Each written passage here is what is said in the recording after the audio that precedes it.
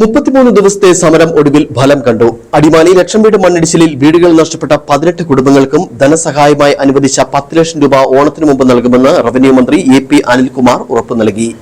ഇടുക്കി കളക്ടറേറ്റിൽ നടന്ന യോഗത്തിലാണ് ജനകീയ സമിതിക്ക് ഉറപ്പു നൽകിയത്. അടുത്ത ക്യാബിനറ്റിൽ ഇത് പാസാക്കും. അതേസമയം കൈകളിൽ തുക എത്തും വരെ സമരം തുടരുമെന്ന് സമരസമിതി വ്യക്തമാക്കി. കഴിഞ്ഞ മാസം 25-നാണ് ലക്ഷം വീട് മണ്ണിടിച്ചിലിൽ വീട് നഷ്ടപ്പെട്ടവർ ദുരന്ത സ്ഥലത്ത് സമരം ആരംഭിച്ചത്.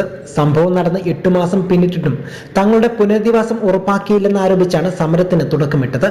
തുടർന്ന് ശക്തമായ മഴയെ തുടർന്ന് മണ്ണിടിച്ചിൽ ഭീഷണി നേരിടുന്നതിനാൽ സമരം മറ്റൊരു സ്ഥലത്തേക്ക് മാറ്റണമെന്ന് ഭരണസമിതി ആവശ്യപ്പെട്ടു.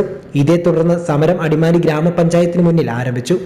33 ദിവസം പിന്നിട്ടതോടെ സമരസമിതിയും ഇടുക്കി ജില്ലാ കളക്ടറും റവന്യൂ മന്ത്രിയുമായുള്ള കൂടിക്കാഴ്ചയിൽ 18 പേർക്ക് മുഴുവൻ തുകയും ഓണത്തിന് മുമ്പ് നൽകാമെന്ന് ഉറപ്പു നൽകി. സംരക്ഷണ സമിതിയുടെ നേതൃത്വത്തിൽ നടന്നു വരുന്ന സമരം ഇന്ന് 33 ദിവസം പിന്നിടുകയാണ്.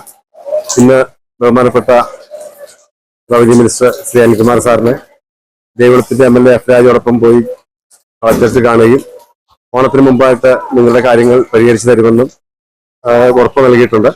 ആ ഉറപ്പ് ഞങ്ങൾ വിശ്വസിച്ചിരിക്കുകയാണ്. താൽക്കാലികമായിട്ട് ഞങ്ങൾ സമരം തുടരാനാണ് തീരുമാനം. ഞങ്ങളുടെ ആ നഷ്ടപരിഹാര തുക ഞങ്ങളുടെ കൈകളിലേക്ക് എത്തുന്ന മുറയ്ക്ക് സമരം പിന്മാറാനാണ് സമരസമിതി തീരുമാനിച്ചിരിക്കുന്നത്. എന്തായാലും ഈ കാര്യത്തിൽ ഞങ്ങൾക്ക് വളരെ സന്തോഷമുണ്ട്. ഞങ്ങൾ ഈ 33 ദിവസം ഇങ്ങനെ ഈ സമരത്തിൽ ഇരുന്നിട്ടാണെങ്കിൽ പോലും ഞങ്ങളുടെ അവകാശങ്ങൾ ലഭിക്കുമെന്നുള്ളൊരു പ്രതീക്ഷയിലേക്ക് ഞങ്ങൾ എത്തിച്ചേർന്നിട്ടുണ്ട്. അതേസമയം തുക തങ്ങളുടെ കൈവശം ലഭ്യമാക്കുന്നതുവരെ രാപ്പകൽ സമരം തുടരും.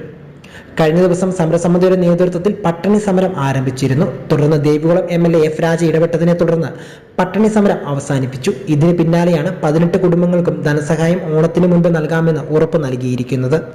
അടുത്ത ക്യാബിനറ്റിൽ ഇത് സംബന്ധിച്ചുള്ള തീരുമാനം പാസാക്കും. 33 ദിവസത്തെ രാപ്പകൽ സമരം വിജയം കണ്ടതായും തീരുമാനത്തിൽ സന്തോഷമുണ്ടെന്നും സമരസമിതി അറിയിച്ചു. News bureau, Adimali.